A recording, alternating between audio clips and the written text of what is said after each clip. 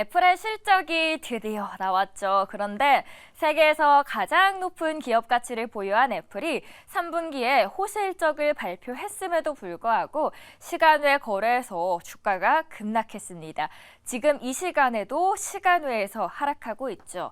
그러면서 오른쪽에 팀 쿡이 고개를 푹 하고 숙이고 있는 이미지를 제가 한번 X에서 가져와 봤습니다.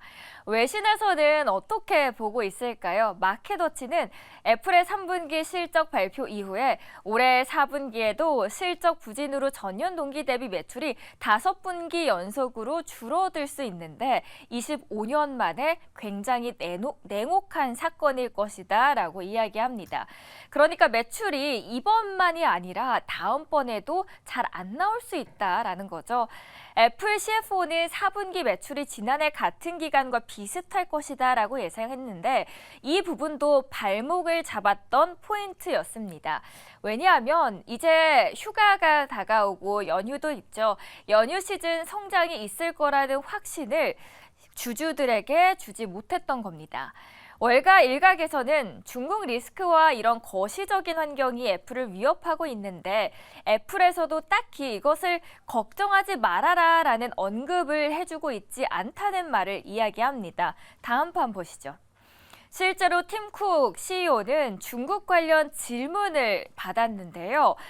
중국 내에 만연한 반 아이폰 정서에 대해서 거론하지 않았고요. 회피하는 모습을 외신에서 확인할 수 있었습니다. 종합을 해봤을 때 애플이 시장에 확신을 주지 못하는 부분이 4분기 목표가를 좀 하향하는 데 영향을 미칠 것이라고 봤고요. 악순환의 고리처럼 연결이 돼서 주가 하락이 이어질 수 있다라는 모습을 보고 있었습니다. 그래서 제목에서도 Wall Street isn't feeling so cheery. cheery라는 단어는 환호하다라는 건데 환호성을 터뜨리지 못하고 있다라는 표현을 쓴 겁니다. 첫 번째 애플 한번 이야기 나눠봤습니다. 두 번째 기업 이야기도 넘어가 보시죠. 10대들이 해로운 콘텐츠에 반복 노출되지 않도록 유튜브가 새 지침을 마련했습니다. 10대들에게 특정 주제의 동영상 콘텐츠를 반복적으로 추천하는 것을 제한하기로 한 겁니다. 제한되는 주제는 신체적인 특성을 비교해서 특정 유형을 우월한 것으로 평가하고 특정 신체 능력이나 체중을 이상화하는 내용입니다.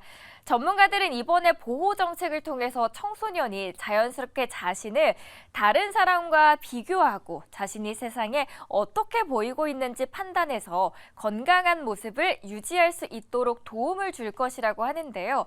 유튜브는 이번 조치를 시작으로 앞으로 해외에서도 이것을 적용할 계획이라고 밝혔습니다.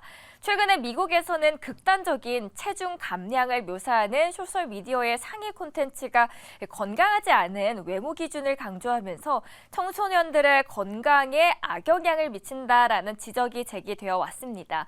그러면서 얼마 전에 메타가 지난달에 한 41개 주 정부로부터 소송을 당한 바도 있었죠. 유튜브는 이 외에도 청소년들의 정신 건강을 지원하기 위한 추가 조치들을 위해 계속해서 방침들을 찾아 나가겠다라고 이야기를 했습니다. 오늘 두 가지 외신 스케치 함께 전해드렸습니다.